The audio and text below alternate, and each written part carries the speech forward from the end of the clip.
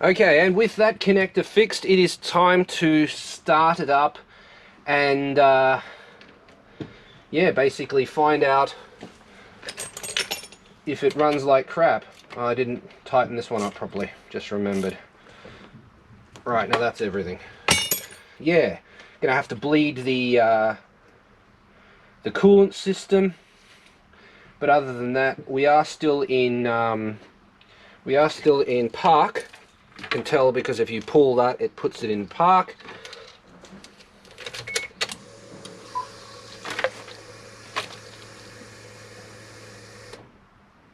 Mm-hmm.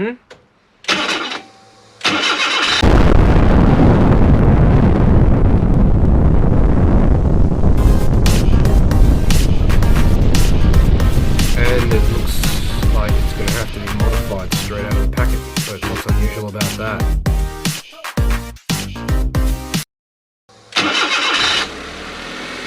Well, it runs.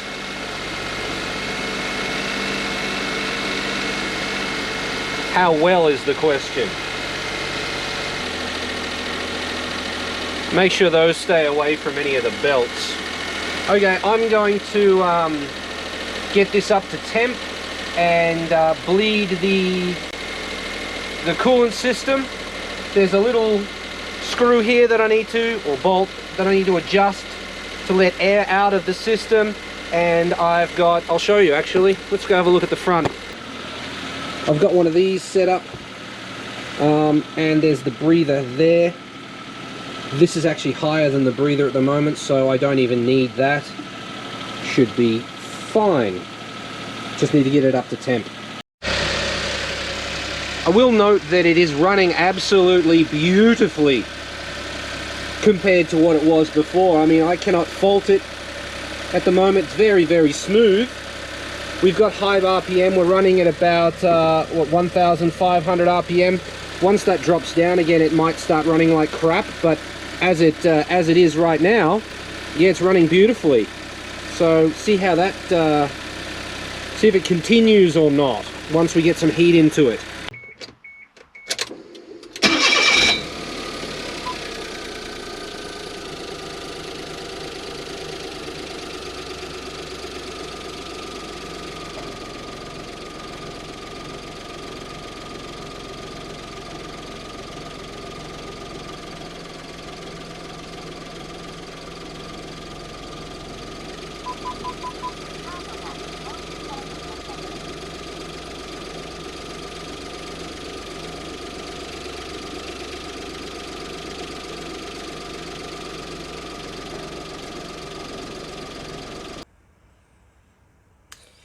Yep, all that was for nothing. Didn't change a thing. Alright, so the name of this game was to get the intake manifold gasket not leaking anymore and hopefully improve the way this thing drove or ran. As you can see, it didn't get rid of the leaning spike with the air-fuel ratio. I hoped it would, but it didn't. I've spent the last hour messing around with the, what is it called? It's the fuel pressure regulator solenoid, messing around with that, bypassing it, and it's not changing anything. So I have no idea what the problem is with this. Suzuki didn't know what the problem was. No one knows. I have made a decision that if this thing can keep running until the carry truck is finished, then I'll twin cam swap it. I'm not ready to get rid of this van. I like it too much, even though it obviously f***ing hates me. I like it, so I will twin cam swap it.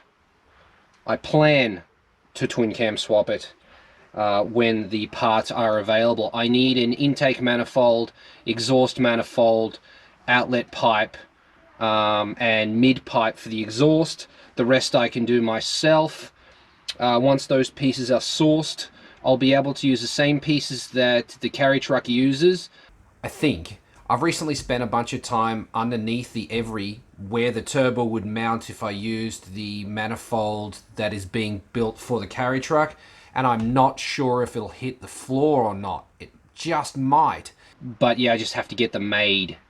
So with coronavirus, that isn't the easiest thing to do. It will be expensive. So yeah, if you'd like to support this channel, check out the merch store, put a sticker on the door, things like that.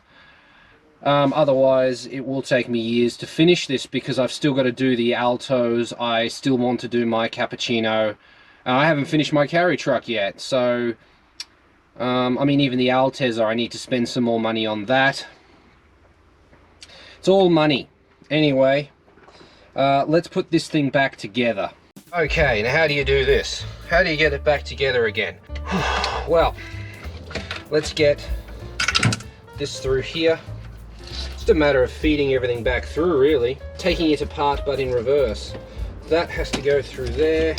Be careful not to knock it out of park, otherwise we'll roll forward. That needs to go back through there. We've got a Scotch lock that has to come through. I suspect that the heater core is blocked, or just generally routed, because the heater won't get hot. It's a problem that this car's had for a very long time. I don't know if it's my fault or not. I did have the whole dash apart, so one would suggest that it's my fault, but I don't know that for a fact. Never tried the heater before I messed with anything, so I don't have a base to compare it to. That goes through there, that goes down there, that goes through there. Boom. We need a couple of nuts. That one goes on first. I'm actually learning that once this is sort of finger tight like that, that's about right. Like, you don't really want more movement than that, do you? So finger tight on that one, and then tighten up this outside one as a lock nut, and you should be good to go. As I've said before, a thin 10mm on this inside one, and then just do up the outside one tight. We've got a bunch of bolts to go back in. That's one, that's another one. The automatic lever. If and when I am able to twin cam swap this, I will manual swap it as well, because automatic's just no fun. Don't forget the 12mm that holds the automatic lever on, otherwise you'll have a bad time there. Do that one up tight, otherwise it probably will come undone.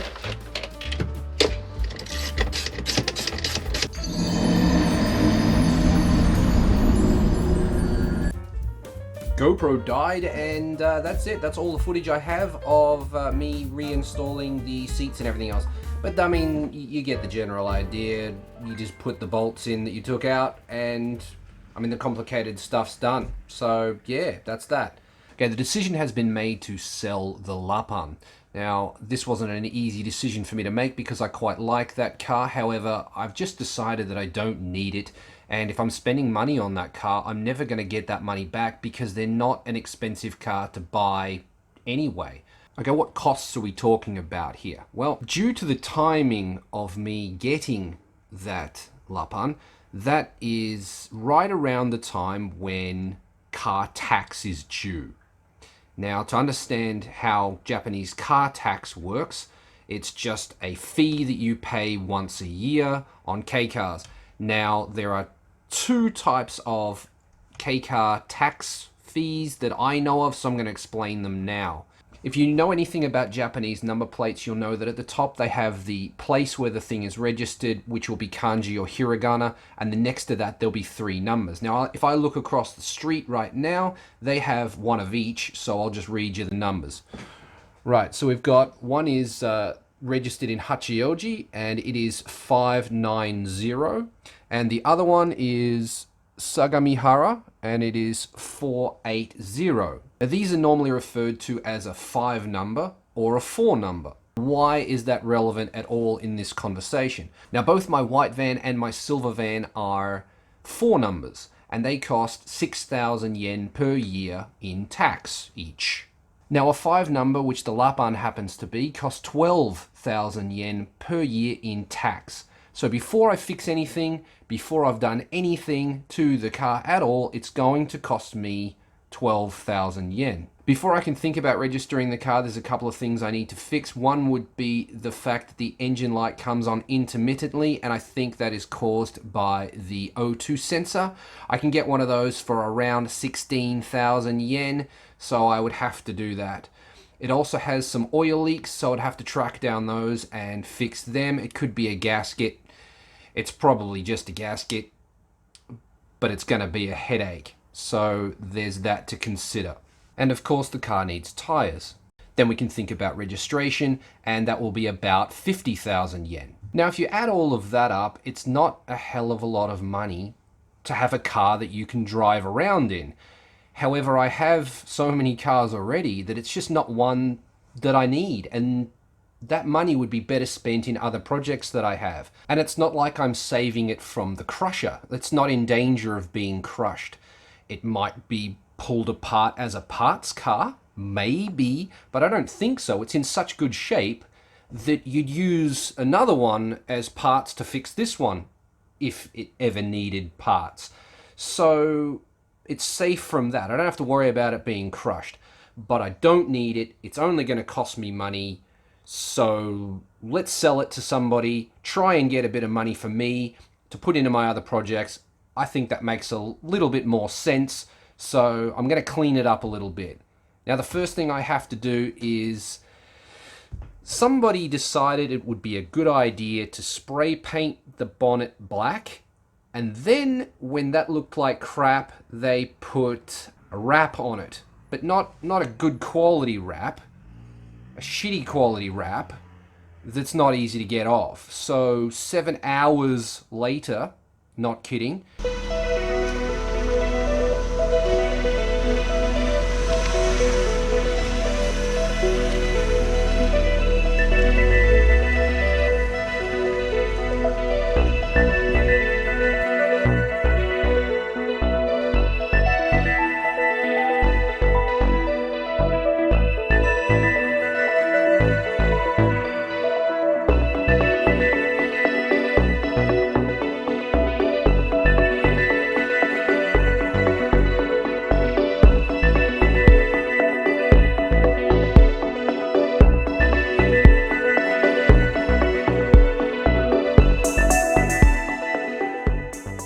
as you can see, it turned out pretty good. I put the car for sale on Yahoo Auction and it sold first round for my asking price, so can't be angry about that, can you? With all the fees and the taxes and stuff that I had to pay, I probably walked away with only $100, like 10,000 yen, but still better to have that in my pocket than spending whatever it would have taken to drive it round when I didn't even need it. So that's the end of the Lapan. And that is the end of this episode.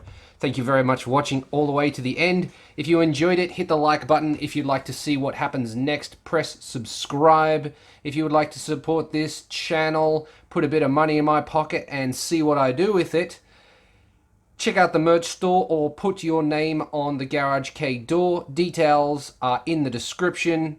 I will see you in the next episode. Later.